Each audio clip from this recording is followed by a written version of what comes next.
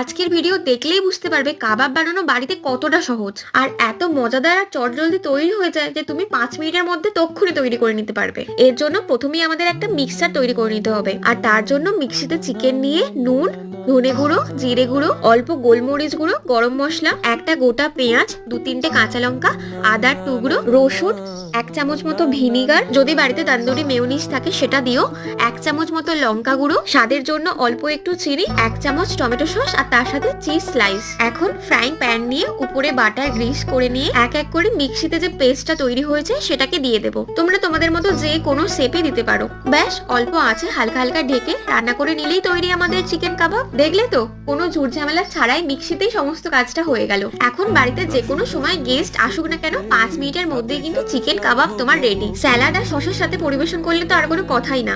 আরে চললে কোথায়? কেমন লাগলো রেসিপিটা? চটফট কমেন্ট করে জানাও আমায়।